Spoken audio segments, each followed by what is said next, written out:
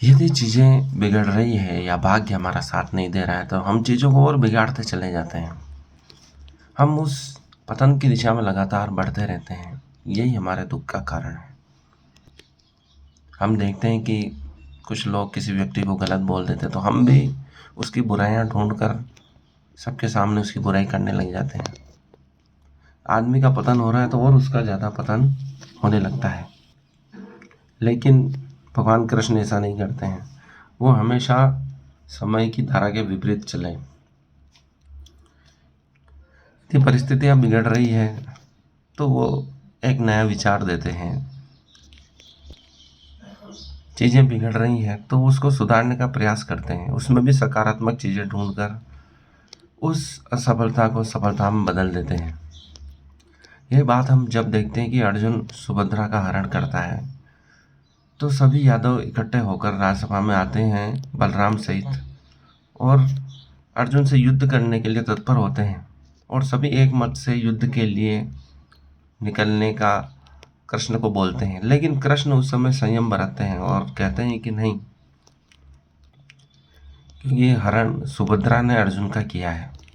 वह परिस्थितियों को समझने का प्रयास करते हैं और एक सही निर्णय लेते हैं। एक ऐसे समय में भी जब पूरी जनता किसी एक बात के विरोध में हो, किसी गलत चीज की दिशा में बढ़ रही हो, उस समय पूरी जनता का, पूरी राज्यसभा का विरोध करना एक बहुत बड़ी बात होती है।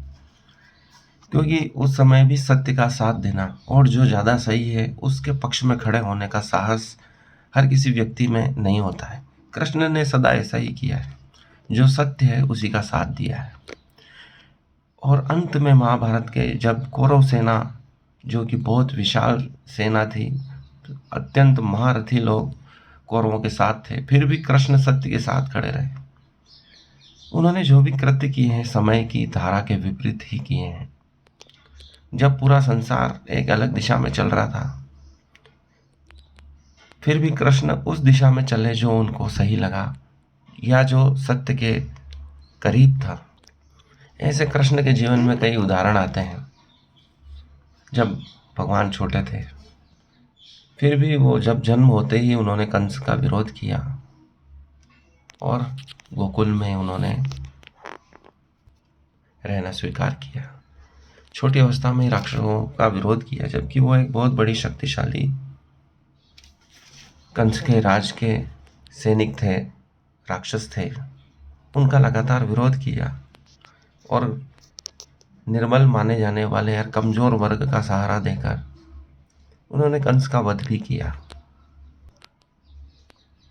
और जब मथुरा पर जरासंध के आक्रमण होने लगे तो उन्होंने द्वारका का निर्माण किया। हर चीज का सकारात्मक रूप से निर्णय लेकर एक सुंदर समाज के निर्माण को तत्पर हुए। यही उनकी विशेषता है। जब चीजें बिगड़ रही है और लोग किसी के विरोध में हैं, फिर भी उन्होंने उस व्यक्ति का साथ दिया जो सत्य के साथ है और चीजों को बिगड़ने से बचाया।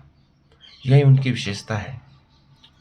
उन्होंने सभी पक्षों को तर्क से समझा, सभी के पक्षों को सुना, फिर ऐसी बात कहते थे जो सबके अनुकूल हो। विरोधियों को भी उनकी बात माननी पड़ती थी। यही उनकी सबसे बड़ी विशेषता है।